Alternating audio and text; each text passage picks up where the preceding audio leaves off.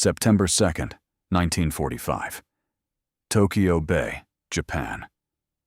The war was over, but no one had signed anything yet. The USS Missouri sat motionless. 38 Japanese officials stood on deck in dark, formal coats and white gloves. Around them, the greatest naval armada ever assembled watched in silence. Then a door opened. MacArthur walked out. He was not wearing his sunglasses. He carried nothing. He stopped at the head of the table, looked at the Japanese delegation for a long moment, and said nothing. The silence lasted 11 seconds. Men who were there would remember those 11 seconds for the rest of their lives. This is what happened on that deck, and why the moment MacArthur removed his sunglasses changed the meaning of everything that followed. To understand September 2nd, 1945, you have to understand the one man who had spent years engineering this exact moment with the precision of a theater director who had been rehearsing since 1903. Douglas MacArthur had been preparing for power his entire life. The son of General Arthur MacArthur, he grew up inside the machinery of military authority. He graduated first in his class at West Point. He served in the First World War, earning the nickname the Fighting Dude from soldiers who mocked his tailored uniforms and then followed him into fire. By 1930, he was Army Chief of Staff. By 1941, he commanded all Allied forces in the Far East. He had spent more time in Asia than any senior American officer of his generation. When he talked about the Japanese, he did not describe an enemy he had studied. He described a civilization he had observed for decades and now had to compel into surrender. What MacArthur was about to do on the deck of the Missouri was not simply accept a military capitulation. He was going to stage a ceremony of transformation, designed not to humiliate a defeated enemy, but to create conditions for something never done before: the reconstruction of a nation that had just tried to conquer a hemisphere. He had drafted his remarks by hand, in pencil, crossing out words and replacing them with heavier ones, and had decided what he would not wear. And that decision, the sunglasses, left in his quarters, was the most deliberate choice of the entire morning. MacArthur had a face people did not easily forget. A strong jaw, eyes one correspondent described as those of a man who has already decided the outcome of the conversation before it begins. The aviator sunglasses he wore almost everywhere served a specific function. They prevented people from reading those eyes. Power through concealment. On the morning of September 2nd, 1945, he left them in his stateroom. This was not carelessness. MacArthur was constitutionally incapable of carelessness in public. The battered cap, the corncob pipe, the sunglasses, every item a calculation. Leaving the sunglasses behind was a different kind of calculation. He was going to look at the Japanese delegation with his own eyes, and they were going to understand that the man accepting their surrender was not hiding behind theater. Colonel Sidney Mashbeer, MacArthur's chief interpreter, was 12 feet away when MacArthur emerged. He later wrote that the sight of MacArthur without his sunglasses stopped him mid-breath.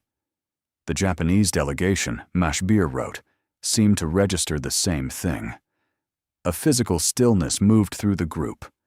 Foreign Minister Mamoru Shigemitsu arrived on deck with a cane, the legacy of a 1932 assassination attempt that had cost him his leg. He stood in his morning coat and top hat, a man of enormous dignity in a moment designed to destroy it.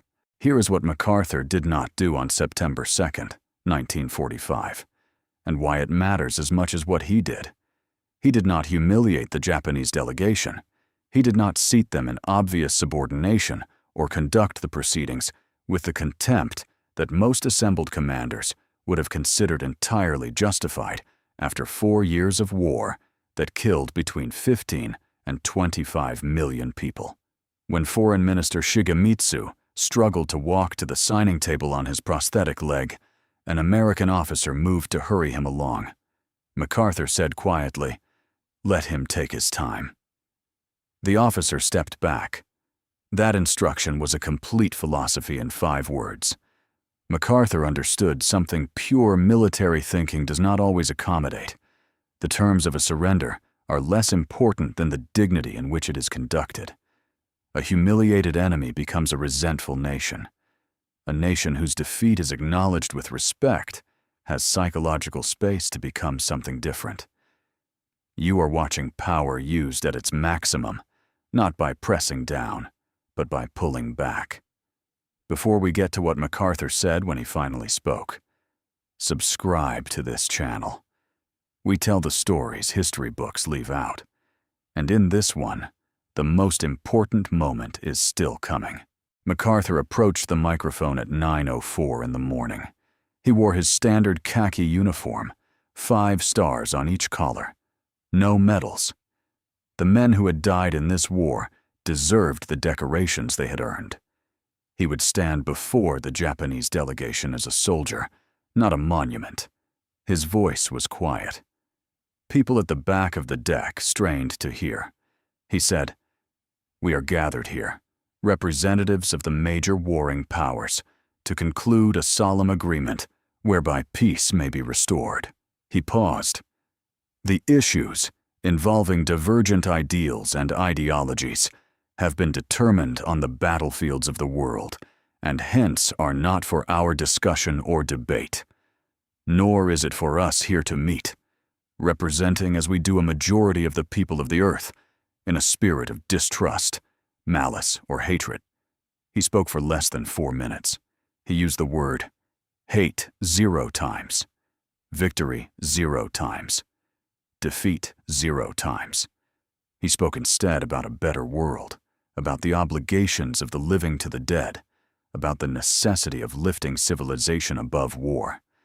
General Yoshijiro Umezu, who had opposed surrender to the last possible moment, stood in full dress uniform and signed the documents with a face that showed nothing. He had expected contempt. He had received a speech about civilization. Witnesses reported his hand trembled slightly as he signed, not from emotion about the surrender, they believed, but from something harder to name. MacArthur signed last. He used 5 pens. The first 2 were given to General Jonathan Wainwright, liberated from a Japanese prison camp in Manchuria just days before, and General Arthur Percival, who had surrendered Singapore in 1942. Both men stood directly behind MacArthur as he signed, visible to the entire deck. Both were visibly emaciated. The men who had suffered the defeat stood behind the man who signed the victory. The Japanese delegation could not look away. Wainwright had not known until the day before that MacArthur had arranged his flight from Manchuria specifically to be present. He had not known MacArthur would place him directly behind his shoulder. MacArthur had simply decided it without telling anyone why. That gesture, unremarked, unannounced, simply arranged and executed, placed the cost of the war exactly where the victors could not ignore it, and the defeated could not avoid it. At 9:25, MacArthur declared the proceedings closed. The Missouri's band played the Star-Spangled Banner. MacArthur turned, walked from the microphone, and disappeared through the same door he had entered. He did not pause. He did not look back. He walked inside and sat down. Now consider the years that followed, because this is where September 2nd either justifies itself or condemns itself. MacArthur was appointed Supreme Commander for the Allied powers in Japan immediately after the ceremony. He governed Japan as a one-man administration for the next 5 years and 8 months. MacArthur dismantled the Japanese military machine permanently. He abolished military courts that had operated as a parallel government. He granted Japanese women the right to vote. He oversaw the drafting of a new Japanese constitution that renounced war as an instrument of state policy, a document Japan has never fundamentally altered in the decades since. He also protected the emperor. Hirohito, whom many Allied nations believed should be tried as a war criminal, was shielded by MacArthur from prosecution. MacArthur argued that trying Hirohito would make reconstruction impossible. Washington was skeptical. MacArthur insisted. Washington yielded. Some historians argue that democratic, prosperous, pacifist Japan is MacArthur's most enduring achievement. More enduring than Lady Gulf. More enduring than anything he accomplished with guns. Others argue his administration of Japan was the supreme expression of his arrogance, a single American general rewriting an ancient civilization according to his own vision, consulting no one whose opinion he was not prepared to override. The success of the result, they say, does not retroactively justify the method. Here is the reframe September 2nd demands. For years, MacArthur had been the theatrical general who staged his return to Leyte for cameras, who managed his press coverage with the attention of a politician. Dugout Doug, the man who left his men on Bataan. And then came September 2nd. A man with every reason to savor maximum public victory chose not to. A man who wore his sunglasses as armor in every public appearance chose to take them off. A man who built his career on theatrical self-presentation stepped to a microphone without medals, without the word victory, and gave a speech about civilization to the people who had just lost a war against him. The easiest interpretation: this was more theater. Removing the sunglasses was itself a calculated performance. The harder interpretation: both things are true simultaneously. A man can be theatrical and sincere at the same time. MacArthur on the deck of the Missouri may have been performing the role of history's judge, while genuinely believing he had an obligation to be exactly that. Sergeant Major Walter Ryans, stationed on the Missouri that morning, was interviewed in 1985. He said, "I had seen a lot of MacArthur. I knew what he looked like when he was performing.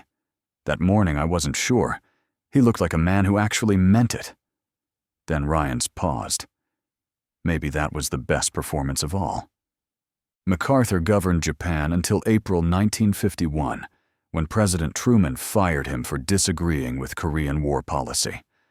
The dismissal produced a congressional address still quoted today. "Old soldiers never die," he said. "They just fade away." He was 71. He never commanded again. He died on April 5, 1964, at 84, at Walter Reed Army Medical Center. His last major public appearance had been the speech at West Point in 1962, the address about duty, honor, and country that cadet classes still memorize. He spoke for 34 minutes without notes. When he finished, the room went absolutely silent. Not uncertainty, but the silence of something complete. Among his papers was a letter to his son Arthur, to be opened after his death. It contained one instruction: be better than I was. Whether that was humility or performance, no one who read it could decide. September 2nd, 1945, contains a question that does not resolve cleanly. When a man who has spent his life pursuing power finally holds it in its most absolute form, the power to dictate the terms of civilization to a defeated nation, what does the way he uses it tell us about who he actually is? MacArthur had enemies who spent their careers documenting his vanity and his willingness to sacrifice others for his own reputation. They were not wrong. The record supports them. And yet the record also shows a man standing without his sunglasses, without his medals, without the word victory in his mouth, asking a defeated enemy to join him in building something better than the war had been. Both of these men are the same man. The question is which one you think was performing. If you had been standing on the deck of the Missouri on September 2nd, 1945, watching MacArthur remove his sunglasses and face the Japanese delegation with his own eyes, would you have read that as a genuine act, or as the most sophisticated performance of his career? Tell us in the comments. There is no wrong answer, but there is a real one, and it depends entirely on what you believe men like MacArthur are actually made of. And if you want more stories about the man who shaped the Pacific and then shaped the piece. Stories that do not flatten him into hero or villain. Subscribe. The next one does not have an easy answer either.